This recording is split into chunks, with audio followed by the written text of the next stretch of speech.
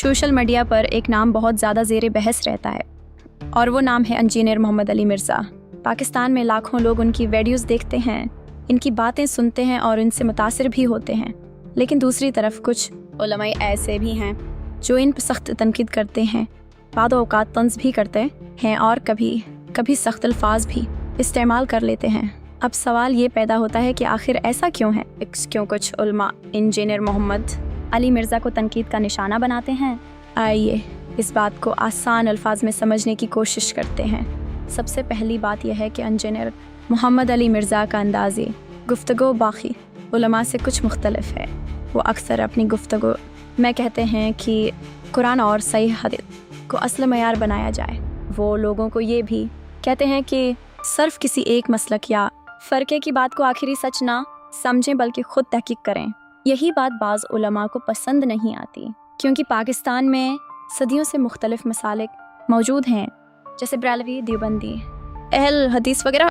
हर मसलक के अपने उलमा और अपनी रवायात हैं। जब इंजीनियर मोहम्मद अली मिर्ज़ा बाद मसाइल पर इन रवायत आरा से इख्तिलाफ़ करते हैं तो फिर बहस शुरू हो जाती है।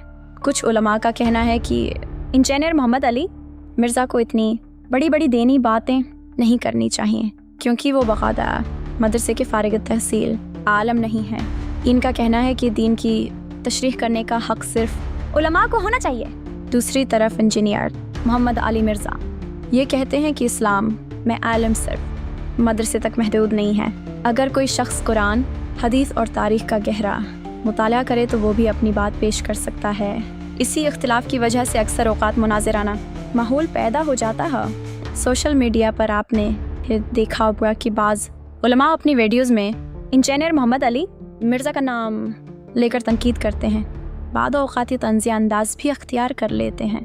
उनका कहना होता है कि वो लोगों को गमराह कर रहे हैं, जबकि इंजीनियर मोहम्मद अली मिर्ज़ा अपने बयानात में कहते हैं कि वो सिर्फ दलील की बात करते हैं और अगर कोई इनसे इख्तिलाफ़ करता है तो दलील से करे।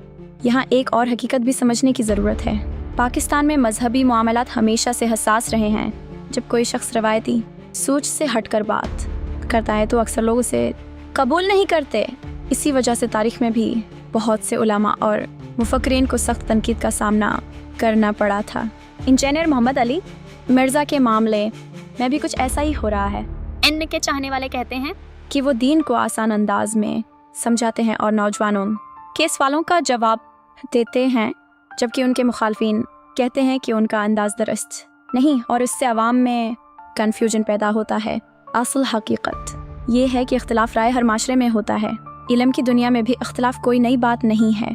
बड़े बड़े उलमा के दरमियान भी इख्तिलाफात रहे हैं, लेकिन असल बात यह होती है कि इख्तिलाफ को अखलाक और एहतराम के साथ बयान किया जाए।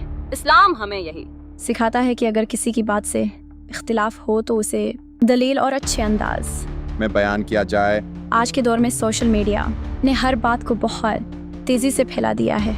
एक छोटी सी बात भी चंद मिनट में लाखों लोगों तक पहुंच जाती है। इसी वजह से कभी बढ़ जाती है और माहौल ख़राब हो जाता है। लेकिन एक समझदार इंसान को चाहिए कि वो हर बात को सुनकर खुद तहक़ीक़ करे।